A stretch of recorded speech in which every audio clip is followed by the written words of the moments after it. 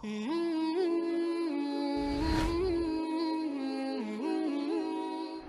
Halim. Discover your Islam with Halim Quran.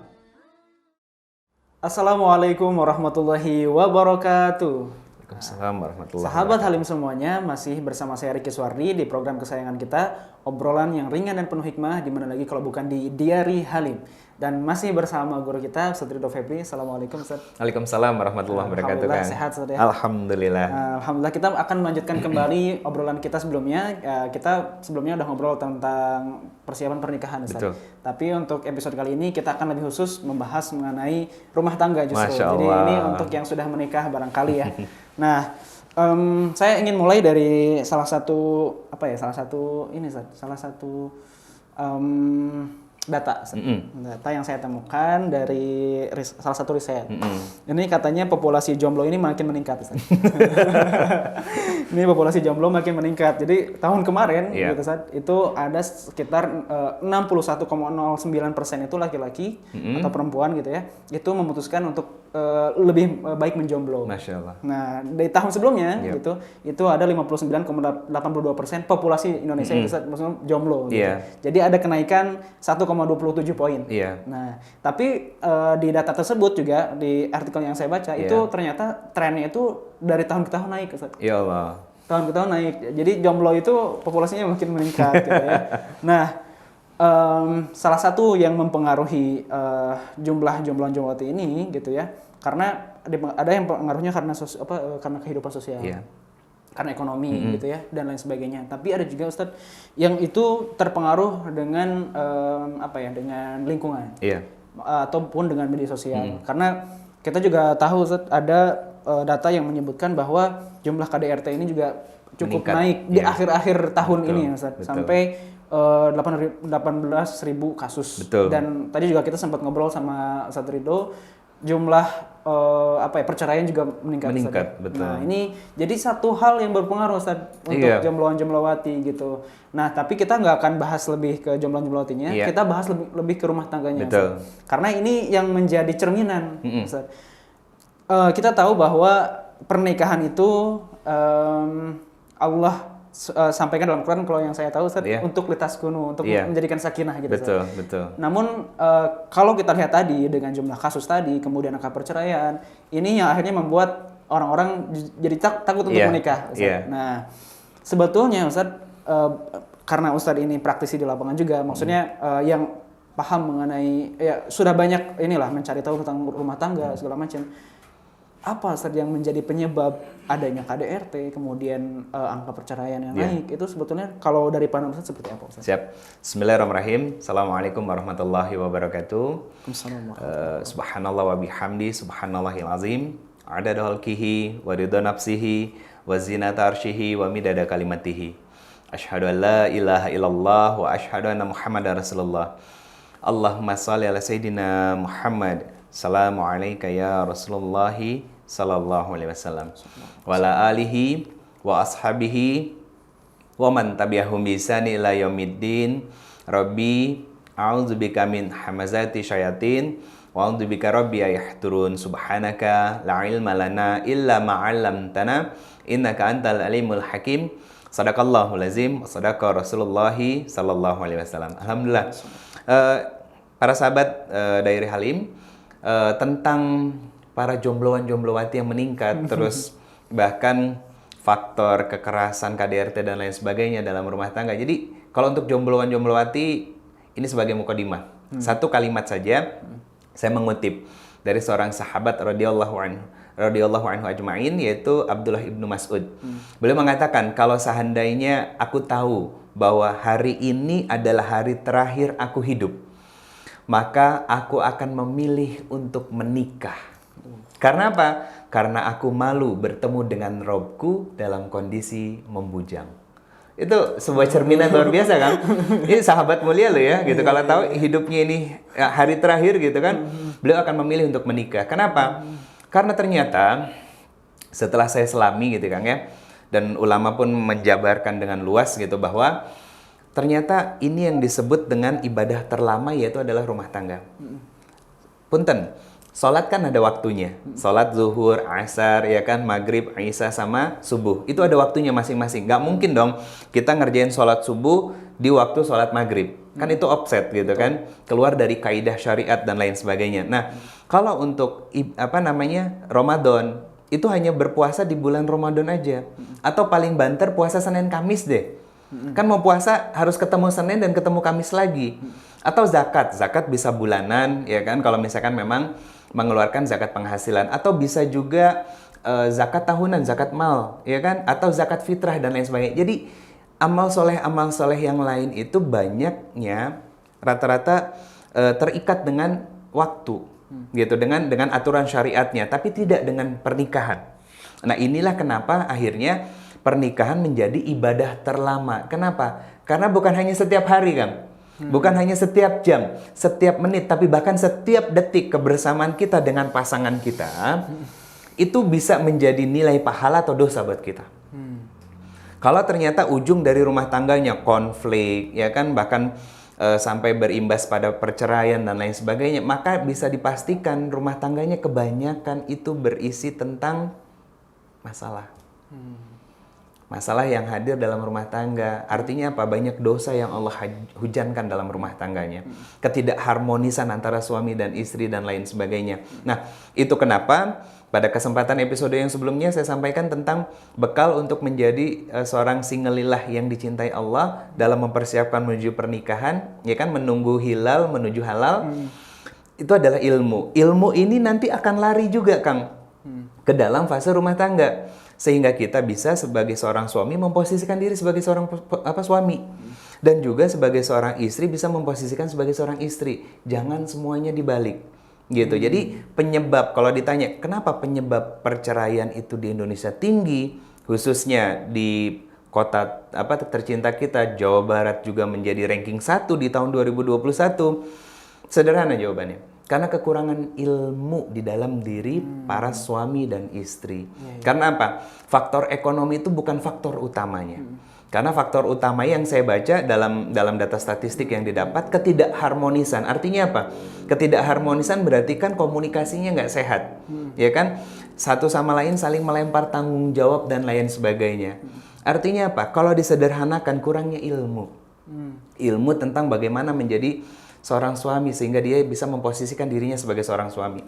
Ilmu bagaimana menjadi seorang istri sehingga dia bisa memposisikan sebagai seorang istri gitu. Jadi itu poin pertamanya. Masya Allah. Jadi memang ilmu itu seperti yang sudah di episode sebelumnya sangat penting gitu ya. Bahkan ketika menjelang pernikahan atau persiapan menuju pernikahan, bahkan setelah pernikahan pun sangat penting. Dan kalau misalnya pernikahan itu kan memang sulit, Ustaz ya.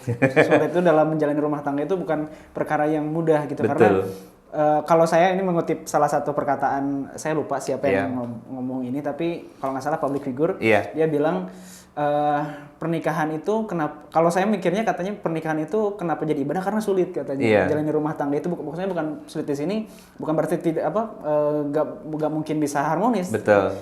Sulit di sini butuh ada tantangan gitu. Ada tantangan yang harus diselesaikan. Selalu ada gitu. Betul. Nah, khususnya dalam komunikasi ya. Betul. Nah, ini mungkin yang menjadi PR banyak gitu ya. Banyak menjadi PR pasangan, komunikasi yang baik antara laki-laki dan perempuan pasangan. Nah, ini seperti apa seharusnya? Pertama, kita harus sama-sama sadar dulu ya. Berarti ini sudah masuk dalam fase rumah tangga. Bahwa Allah berfirman, ya Yuhannas inna khalaqnakum min zakar wa uns. Artinya Allah menyebutkan tentang fitrah kita bahwa kamu diciptakan dari ayah yang satu berarti laki-laki dan ibu yang satu berarti perempuan, ya, yang kemudian diikat dalam syariat pernikahan. Artinya apa? Ini jenis kelamin udah beda. Pasti latar belakang juga beda, isi kepala juga beda, terus pendidikan juga berbeda dan lain sebagainya. Artinya apa?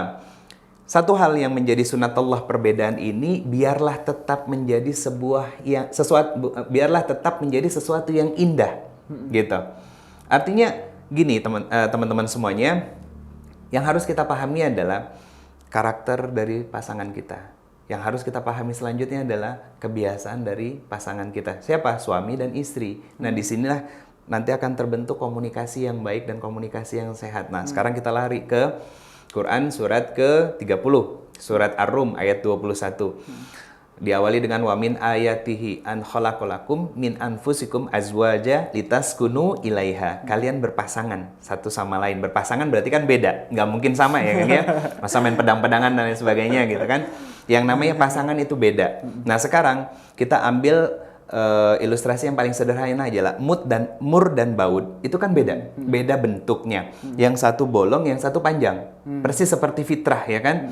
Ketika disatukan, kalau memang ini sudah klik, artinya satu sama lain sudah mengenal, ya, maka ketika diulir semakin dekat dengan ujung, dia akan semakin kuat. Artinya apa? Ketika semakin paham dengan tujuan akhir, maka rumah tangga itu akan semakin mudah untuk dibawa arahnya kemana. Kalau bukan kepada Allah Subhanahu Wa Taala dan surganya, ya. Nah, selain itu, ketika kita saling mengenal satu sama lain, jadi kadang saya gini, Kang, saya nggak setuju ketika pernikahan itu dalih perceraian karena perbedaan. Kenapa? Loh, sorry to say, lu dinikahin itu kan karena beda. Beda jenis kelamin, beda latar belakang, beda isi kepala, beda pendidikan dan lain sebagainya. Nah sekarang selama bertahun-tahun itu ada nggak ikhtiar untuk menyamakan frekuensi? Suami maunya bagaimana, istri harus tahu. Nah ini kan ada komunikasi. Istri pengennya seperti apa, suami juga harus tahu. Ini ada komunikasi. Cuman rumus dalam komunikasi rumah tangga itu adalah suami itu nggak banyak ngomong, banyaknya melakukan atau lewat perbuatan. Istri harus paham. Maka istri pun jangan memaksa suami menjadi seperti dirinya. Karena apa? Rumah tangga itu bukan take and give. Sayangi aku seperti aku menyayangi kamu. Enggak. Rumah tangga itu adalah kita menjadi versi terbaik dari diri kita untuk menjaga kelanggengan rumah tangga dan berkhidmat kita kepada pasangan kita sampai ke surganya Allah. Gitu. Itu konsep dalam rumah tangga. Sama, seorang suami pun harus paham tentang istri. Kenapa? Jangan sampai istri dibawanya logis terus gitu. Kan istri lebih dominan pakai perasaannya. Berarti kita harus menurunkan frekuensi kita sampai pada tahap kita bisa merasa. Kalau orang Sunda mah ngaregep hati batur gitu ya. Jadi bisa ngerasain. Jadi ngambil angle dari permasalahan itu dari sisi dia sebagai seorang perempuan. Karena apa? Contoh sederhana gini. Ini kan kaitan komunikasi. Karena puncak komunikasi yang terbangun antara suami istri yang kita inginkan adalah suami istri satu sama lain bisa saling memahami tanpa berkata, mengerti tanpa bicara. Masya Allah. Itu yang kita pengen. Ini contohnya Masya Allah. Rasulullah SAW dengan Sayyidatina Khadijah. Ketika Rasulullah dalam kondisi yang sangat takut luar biasa kan, ya kan, mengetuk pintu, dibukakan dan terlihat di depan mata wajah istri tercintanya. Apa kata Nabi? Separuh dari rasa takutnya itu hilang. Apa yang diminta sama Nabi? Zammiluni, zammiluni, zammiluni. Selimuti. Nah, kalau personality Khadijah itu seperti istri zaman sekarang, ayah kenapa? Kok ketakutan begitu? Siapa yang membuat ayah seperti ini? Gitu kan? Terus Rasulullah jawab, Jibril. Hah? Siapa Jibril? Kok kurang ajar dan sebagainya? Yang ada tuh suami makin stres kan? Makin mumet kan gitu. Tapi tidak. Khadijah betul-betul matang sebagai seorang istri. Betul-betul matang sebagai seorang wanita. Sehingga dia hanya menunaikan apa yang diminta oleh suaminya dalam kondisi takut. Dan ternyata dari sedikit cuplikan sirah ini, ternyata Khadijah itu bukan hanya menyelimuti fisiknya Nabi SAW, tapi menyelimuti hatinya. Dan itulah tugas seorang istri. Al-Quran menggunakan kalimat libasa, pakaian, gitu. Tujuannya untuk apa? Menghadirkan kenyamanan kepada suami. Betul, Rasulullah nyaman, ya kan? Dalam rasa takutnya yang sangat luar biasa. Kenapa? Khadijah yakin bahwa suaminya pasti akan cerita. Berarti isyaratnya apa? Bahwa istri mengenal siapa suaminya, gitu. Dan dia melakukan apa yang terbaik yang bisa dia lakukan untuk suaminya. Dan betul, ketika Nabi sudah mulai tenang, menceritakan semuanya, meluahkan kepada Khadijah. Dan disinilah kedewasaan yang Khadijah menyelimuti bukan hanya fisik, tapi juga jiwanya Nabi.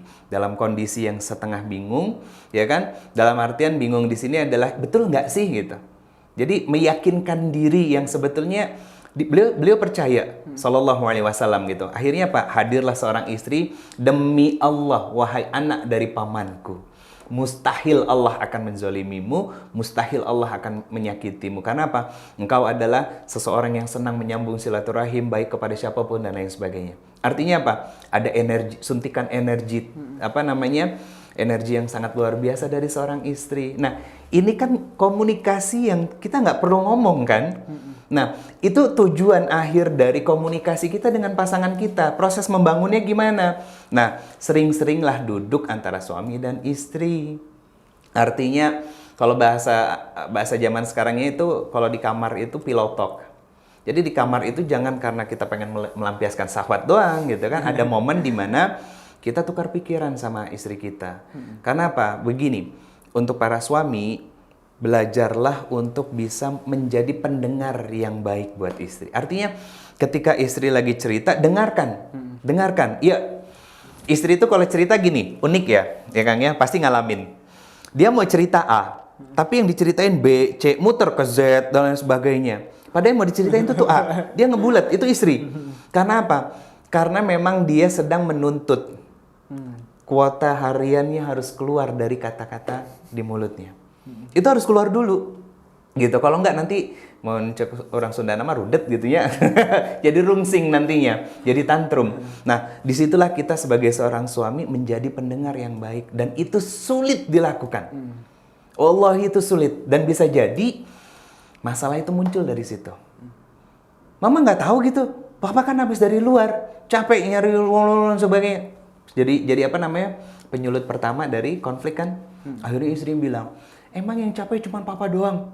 Mama ngurusin rumah, anak juga dan sebagainya, harus masak, rumah nggak beres-beres dan lain sebagainya. Sambil nangis kan istri ngomong kayak gitu.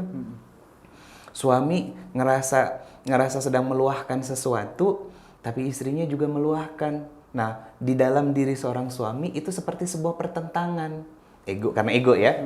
Akhirnya apa? Muncullah kalimat yang sangat dibenci oleh Allah. Di situ akhirnya di situ jadi sebab asal muasal dari pemantik konflik itu. Nah, itu kenapa ketika kita mau berumah tangga, pastikan kita sudah selesai dulu dengan urusan diri kita sendiri tadi. Jadi sehingga nanti ketika kita masuk dalam fase rumah tangga sebagai suamikah maka kita hadir sebagai seorang suami yang mampu mendengar dan menjadi pendengar yang baik buat pasangan kita. Dan kita pun sebagai seorang istri bisa menjadi istri yang menyenangkan, menenangkan gitu. Jadi istri itu kayak punya sifat kekanak-kanakan. Kenapa? Gini, saya ngebayanginnya begini kan. Hadirnya seorang suami terhadap seorang istri dan sikap seorang istri terhadap suami itu, saya melihatnya seperti anak perempuan kepada ayahnya. Nah, itu bisa kita aplikasikan dalam rumah tangga kita. Jadi istri itu ngelendotin sama kita gitu kan. Terus ogo sama kita. Kebayang dulu bapaknya melakukan hal seperti itu. Karena saat kita megang tangan wali kita, saya terima nikah dan kawinnya. Itu bukan cuma satu kalimat itu. Ada hikmah besar dari kalimat itu bahwa saya akan membahagiakan dia, Pak.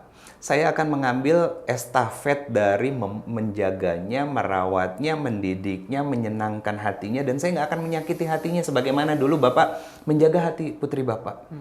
Saya berjanji di hadapan Allah. Bukan hanya di hadapan Bapak, bukan hanya di hadapan penghulu. Itu yang nggak terucap, Kang. Gitu. Dan itu yang sering kita lupakan sebagai seorang suami.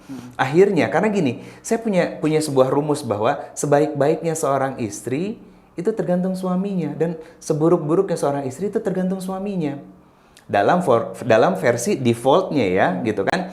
Artinya kita sebagai seorang suami punya peran untuk menjaga kesinambungan dan keharmonisan dalam rumah tangga. Kuncinya ilmu. Kuncinya ilmu sehingga istri bisa nyaman di rumah. Jadi kita menjadi suami-suami yang dirindukan. Hadirnya kita dilendotin, nggak adanya belum berangkat. Kapan pulang? Kan gitu. Itu istri yang udah kangen sama kita, gitu. Bukan malah kita marah, belum juga berangkat udah ditanya pulang. Jangan.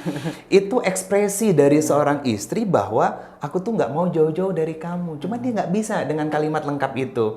Nah, disitulah kita harus paham. Nah, ketika kita sudah menjadi seorang suami idola di dalam rumah tangga kita, segala aktivitas di rumah pasti bisa selesai dengan mudah oleh istri. Ya, rumah rapih, rumah beres, masakan tersedia, anak-anak tumbuh jadi anak-anak yang sehat dan lain sebagainya gitu kan. Juga para istri kalau misalkan mau belajar, cari ilmu, ya silahkan, tapi pastikan izin sama suami. Izin suami. Gitu kan. Mahir, Masya Allah. Masya Allah, saya speechless teman-teman dengar apa yang tadi disampaikan sama Ustadz, tapi saya mengambil kesimpulan Ustadz dari saya tadi menyampaikan mengenai kasus perceraian, KDRT segala macam, tapi poin yang saya dapat dari apa yang saya dengar dari Ustadz tadi adalah bahwa kemungkinan perceraian ini atau kasus-kasus kekerasan ini bukan lagi dari perbedaan. Makanya tidak lagi menjadi alasan perbedaan itu. Justru itu tuh harusnya menyatukan Ustaz. Justru yang kemudian menjadi sebab bisa jadi karena yang pertama tadi tujuan dalam pernikahan, yang kedua adalah kita tidak berempati dengan pasangan. Tidak berempati dengan pasangan kita, tidak mengetahui, tidak mengenal barangkali gitu ya pasangan, karakternya seperti apa, keinginannya seperti apa. Dan ini menjadi semakin menarik Ustaz mengenai tujuan tadi. Dan sahabat semua, kita sebelum syuting ini kita juga sempat berbincang tadi.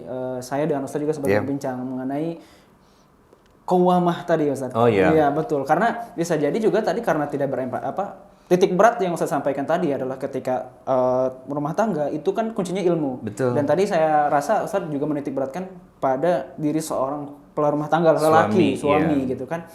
Nah ini sering kita kemudian menjadikan diri kita ini gitu ya mungkin teman-teman gitu ya, sahabat semua di luar memahami qawwamah tadi salah. Qawwamah tadi salah. Barangkali Ustaz juga bisa sampaikan mengenai itu. Bismillah. Jadi gini, seorang istri menggugat cerai suaminya pasti karena ada ketidaknyamanan ketika berinteraksi dalam rumah tangga antar suami dan istri. Juga yang bisa mengeluarkan kalimat sakti, satu kata yang akhirnya menghancurkan rumah tangga kan hanya laki-laki. Artinya gini, dan kita pun sebenarnya tinggal menukil dari ayat Quran surat keempat ayat 34 gitu kan. Ar-rijalu qawwamuna 'ala nisa. Kita harus paham bahwa ternyata kita sebagai seorang suami itu punya tugas qawwam. Tugas qawwam itu kalau makna terjemahannya kan pemimpin. Betul, artinya kita adalah pemimpin bagi istri dan anak-anak kita. Tapi kalau kita hanya memotretnya, memframingnya hanya dengan satu kalimat pemimpin, maka kita salah besar. Buktinya apa? Bu, nggak usah nasihatin bapak deh. Ingat ya, pemimpin di rumah tangga ini bapak. Kan begitu. Nah itu kesalahan kita dalam memframing gitu. Nah kalau misalkan disandingkan dengan kata ar-rijal, maka saya memaknai qawwam itu adalah teladan dalam ketaatan kepada Allah dan Rasulnya kan. Karena dalam diri seseorang yang menjadi teladan itu kan ada jiwa kepemimpinan. Dia sosok yang sabar, dia bisa ngemong ya kan.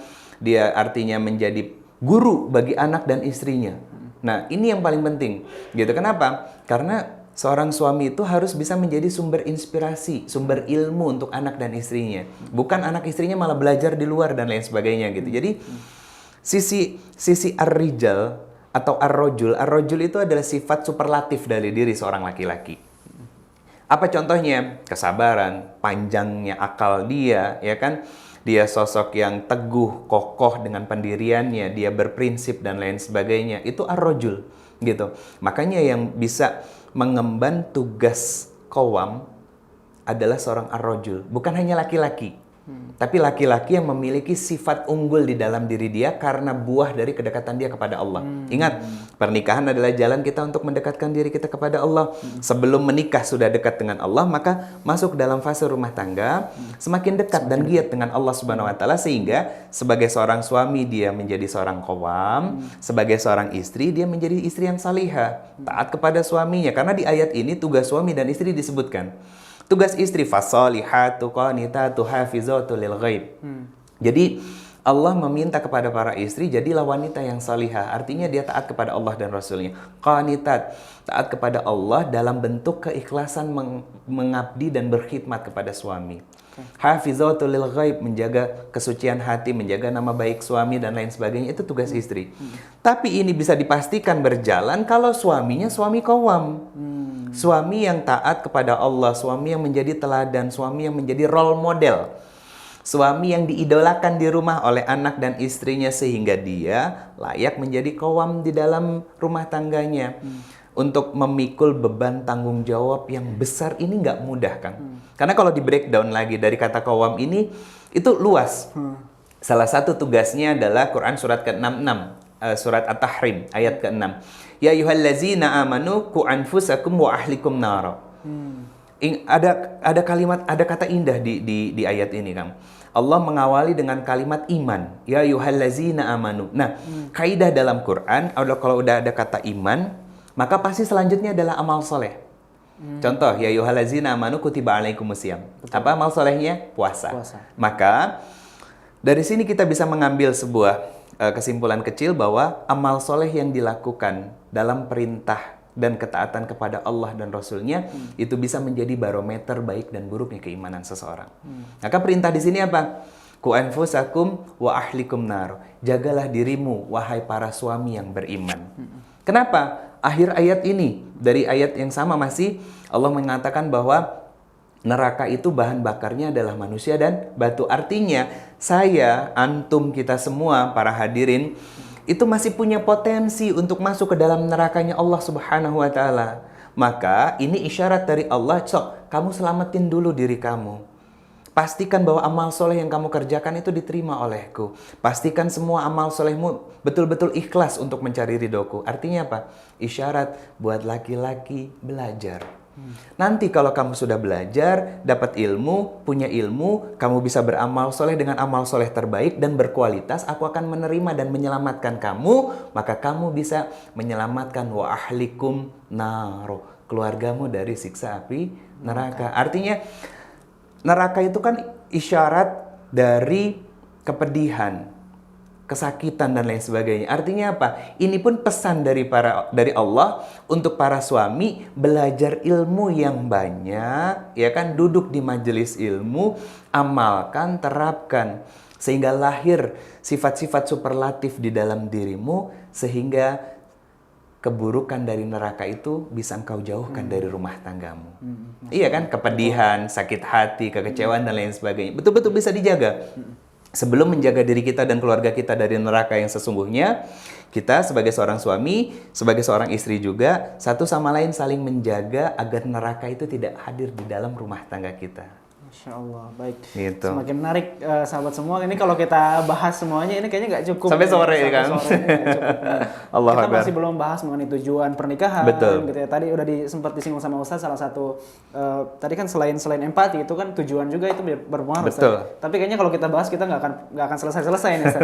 Insya Allah kita coba sambung di pertemuan yang lain, Insya Allah gitu ya. Dan juga Ustaz juga sebetulnya ada kelas juga, Ustaz ya. Insya Allah. Nanti bisa ikut juga kelas Ustaz gitu ya. Nah, kita ada pertanyaan dulu, Ustaz. Siap, boleh, siap. Netizen ini.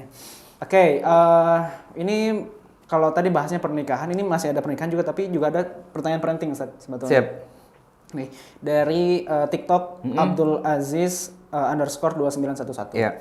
Ini pertanyaannya, apakah ibu sambung, Ustaz, bertanggung jawab atas pendidikan anak sambung? Dan apa tanggung jawabnya ini maksudnya di dunia dan di akhirat? Iya. Apakah seperti Masih. itu, Ustaz? Masih, gitu.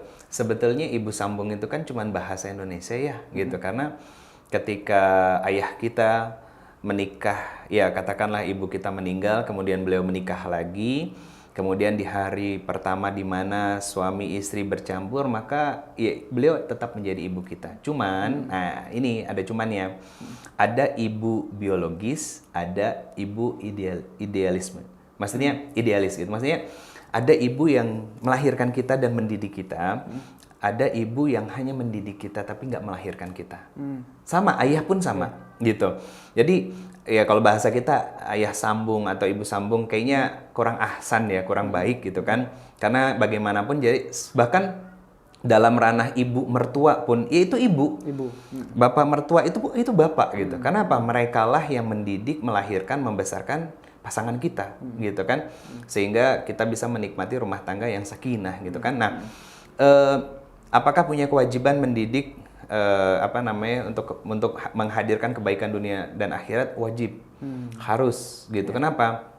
Karena kan si ibu ini sudah masuk dalam ranah keluarga, yang artinya siap menjadi seorang ibu, artinya siap menjadi seorang madrasah gitu kan, bagi anak-anak dari si suami kita. Apakah anak yang lahir dari rahimnya atau anak yang ikut bareng bersama suaminya. Itu tetap menjadi kewajiban kita. Gitu. Kalau nggak dikerjakan secara maksimal nanti ada hisabnya. Oke, gitu. Allah. Khair, semoga menjawab ya.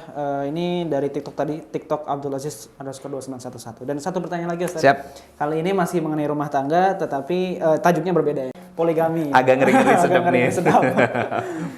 Pertanyaan dari Instagram, dari Instagram @tsjaarnnd. Ini saya agak sulit bacain ya, tapi itulah ya. Bismillahirrahmanirrahim. Assalamualaikum, izin bertanya, Ustadz, bagaimana hukum poligami? Akan tetapi kedua istri tidak saling kenal masing-masing. Dan tidak pula si suami memperkenalkan kepada istri. Gitu. Ini berarti diam-diam. Diam-diaman ya. Apakah poligami yang seperti itu disebut sebagai ibadah? Bismillah. Teman-teman semuanya, ini agak sensitif nih ya. Cuman saya coba menimbang dari sudut pandang saya. Jadi kalau misalkan ada khilaf, semoga bukan sesuatu yang kemudian muncul ke permukaan dan diperdebatkan ya. Karena poligami itu kan sunnahnya Allah, gitu. Artinya perintah dari Allah yang itu menjadi hak kita para suami, gitu. Kayaknya yang nanya ini akhwat. Betul. Iya, gitu kan. Jadi itu adalah hak kita sebagai seorang laki-laki. Artinya kalau kamu mampu satu, silakan nikahi masna sulasa wa ruba'a. Kan hadis ayatnya begitu ya. Silakan nikahi 2, 3 atau 4. Bahkan ayat lanjutnya adalah kalau kau tak mampu berbuat adil, kata Allah Subhanahu wa taala, maka cukuplah satu. Artinya gini, Allah menekankan di sini pada keadilan. Nabi Shallallahu alaihi wasallam sendiri pun mengatakan bahwa hatinya itu sudah penuh dengan Khadijah. Gitu. Artinya gini, ini yang membuat seorang Sayyidatina Aisyah kan cemburunya luar biasa. Khadijah mulu dan lain sebagainya gitu kan, sampai keluar kata-kata yang kasar ya terhadap Khadijah, sampai kemudian Nabi marah kepada Aisyah dan mengeluarkan segala kebaikan-kebaikan Khadijah di hadapan Aisyah gitu. Jadi saya ingin menyampaikan dari beberapa sudut pandang begini. Poligami itu betul haknya kita sebagai seorang laki-laki. Cuman saya hanya berpesan bahwa pastikan istri kita sudah penuh tangki kebahagiaannya. Apakah harus izin atau tidak?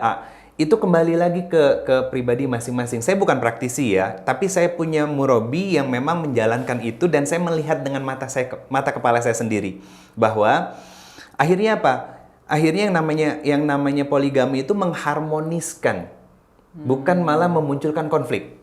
Gitu. Karena banyak sekarang orang melakukan syariat ini dengan dalih sunnah Nabi, tapi di belakangnya begini, lebih baik minta maaf daripada minta izin. Bagi saya secara pribadi, maaf banget Kang, ini pecundang Kang. Even dia adalah seorang laki-laki, dia pecundang. Kenapa? Seharusnya laki-laki itu menjaga perasaan dan hati dari istrinya, bukan malah disakiti. Betul, itu hak antum. Tapi sesuatu yang baik, sesuatu yang dijalankan nanti mengharapkan ridho Allah dan bernilai pahala, apakah harus dengan cara yang curang? Kan enggak. Gitu. Artinya gini, silakan diskusikan dengan istri. Istri itu akan siap kalau memang dia sudah bahagia. Dan bahkan demi Allah Kang, akan mencarikannya sendiri. Akan mencarikannya sendiri. Gitu. Tanpa kita mencari, istri akan mencarikan. Atau kalaupun kita sodorkan gitu kan, biar istri yang ta'aruf. Gitu. Kenapa? Satu sama lain nanti bisa respect. Gitu. Bahasa kasarnya gini, aku kakak ya, kamu adik. Gitu. Yang namanya kakak adik kan saling menghormati, saling menghargai, saling tolong-menolong. Nah, fastabiqul khairatnya di sini adalah untuk menjaga harmoni rumah tangga dan bahkan memuliakan suami sebagai panglima di dalam rumah tangga yang betul-betul bisa satu sama lain saling menjaga sampai ke dalam surganya Allah Subhanahu wa taala. Nah, ini ternyata caranya salah, caranya curang. Terus lagi masalah suami istri satu sama lain itu dikenalkan atau enggak, sunnahnya Nabi itu adalah dikenalkan. Karena Nabi SAW, contoh sederhana, ketika Nabi mau menikahi Zainab binti Jahsy, itu yang nyari tahu tentang siapa Zainab itu adalah Aisyah, gitu. Jadi dikenalkan itu menjadi kewajiban kita. Karena apa? Jangan sampai tiba-tiba, saya ngelihatnya jauh sih Kang ya, tiba-tiba kita meninggal ada anak yang datang, papa, kan geger ya keluarga. Akhirnya apa? Jadi fitnah. Ya kan? Fitnah di sini adalah jadi ujian untuk keluarga, akhirnya keburukan yang diceritakan dan sebagainya, dan kita pun di liang lahat pun nggak akan nyaman dalam peristirahatan kita. Artinya gini, berbuatlah ihsan kepada pasangan kita, entah itu suami ataupun istri, sebagaimana kita pun ingin diperlakukan baik, bahkan lebih daripada itu, gitu. Artinya bukan take and give, bukan. Berbuat ihsan di sini adalah lakukan yang terbaik untuk pasangan kita. Sebagaimana contohnya kita pun ingin diperlakukan baik dengan orang lain. Berarti kan termasuk ke pasangan kita, ke istri kita ya. Jadi ketika memang mau masuk dalam syariat poligami, satu, kita kan kenal istri kita kan tahu udah bahagia belum dia. Gitu. Pastikan dulu tangki kebahagiaannya penuh. Kalau belum, jangan coba-coba apalagi main-main dengan syariat Allah. Karena apa? Fakta yang terjadi di lapangan, banyak orang yang menyelamatkan janda tapi menjandakan istri sendiri. Itu yang fatal. Karena apa? Hisabnya nanti di hadapan Allah repot, Kang. Ya. Gitu. Jadi ini pembelajaran untuk saya, untuk kita semuanya, bahwa salahkah kalau misalkan suami tidak mengenalkan kedua belah istri, gitu kan? Itu hak antum. Tapi siapkah nanti dengan hisabnya di hadapan Allah? Itu aja. Kalau nanti setelah pernikahan kalian ini berjalan, kemudian antum meninggal, kemudian terjadi fitnah muncul di kemudian hari, gitu kan? Apalagi yang satu tercatat di KUA, yang satunya syiri, berarti dia nggak punya hak apa-apa, Kang. Nah, adil di sini salah satunya adalah semuanya tercatat. Artinya kan istri pertama harus tahu, karena istri pertama nanti mendampingi di persidangan bahwa menjadi saksi tentang rumah tangganya, sehingga nanti ketok palu turunlah buku nikah buat si istri yang muda. Nah, di sini istri yang muda semakin cinta dan sayang sama istri yang pertama. Inilah yang namanya ukhuwah di dalam rumah tangga. Apa? Karena litaskunu ilaiha. Istri pertama sama istri kedua saling cenderung dalam artian, oh iya, kamu adekku, gitu kan, nih kebiasaan mas tuh begini, ini yang nggak disuka dan lain sebagainya. Ini kan komunikasinya baik, rumah tangganya walaupun dalam naungan syariat poligami tetap sakinah, mawadah, dan rahmah. Karena apa? Bagi seorang perempuan, kalau sudah didapati laki-lakinya melakukan satu kecurangan, maka kecurangan itu yang akan diingat seumur hidupnya. Masya Allah. Gitu. Jadi itu yang harus kita hati-hati sebagai seorang suami. Ya kalau kata orang Sunda mah, perempuan atau istri itu sok neteli gitu ya, suka mengungkit kesalahan kita di masa lalu sebagai seorang suami, tapi itu memang sunatullahnya. Maka jangan sampai kita membuat luka yang lebih dalam di hati istri kita. Khair, Masya Allah. Terima kasih Ustaz jawabannya. Siap. Semoga menjawab juga tadi untuk penanya dari @tsjaarnnd gitu ya. Nah, Masya Allah. Tapi saya melihat tadi kalau misalnya apa yang disampaikan Ustaz, kalau misalnya ya mungkin untuk para suami yang barangkali poligami pun karena ingin mencontoh Nabi, contoh juga caranya Ustaz. Betul. Itu tadi beberapa contoh sudah disampaikan Ustaz. Itu pun kalau misalnya memang mau mencontoh Nabi, tujuannya adalah surga, ya contoh juga cara Nabi, dan juga ya jangan sampai ada konflik di situ. Betul. Kalau kalimat contoh Nabi, artinya kan kebaikan-kebaikan Nabi itu kita coba untuk lakukan. Artinya ya memang kita bukanlah Muhammad SAW ya. Kita adalah manusia yang biasa yang jauh dari maksum, banyak salahnya. Cuman artinya gini, artinya cara-caranya baik, cara-caranya penuh dengan ihsan, cara-caranya dengan sesuatu yang Allah sukai, Allah ridhoi, nggak mengundang murkanya Allah dan lain sebagainya. Kemudian sebelum masuk ke dalam itu, pastikan kita adalah teladan dalam rumah tangga kita. Ya, Nabi kan teladan. Nabi sosok yang sabar, coba istrinya beliau bahagia. Cuman Nabi itu betul-betul ada misi dakwah di dalamnya. Gitu. Nah, kita bisa nggak menjaga lurus niat kita? Karena maaf, kadang kita laki-laki itu bercandaan poligami, Kang. Abis itu ketawa-ketawa dan lain sebagainya. Jadi kesannya tuh kayak kita tuh sedang menginjak-injak dan merendahkan syariat Allah yang sangat agung ini, gitu kan. Giliran sampai rumah, jadi ibaratnya gini, keluar harimau, pulang ke rumah kucing, kan gitu.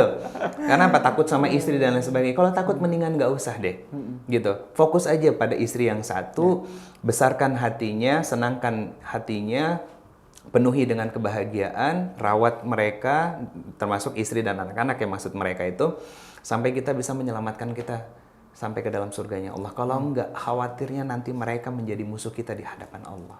Masya Allah. Gitu. Subhanallah. Baik Ustadz, Insya Allah Siap. banyak sekali ilmu yang bisa kita dapat pada episode kali ini.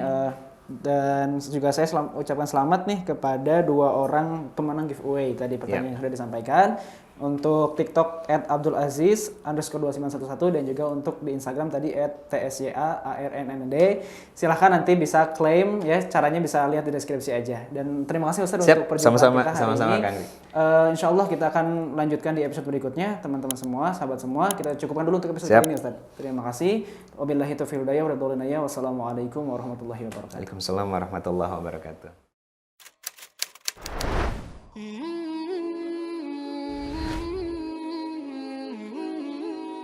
Diari Halim. Discover your Islam with Halim Quran.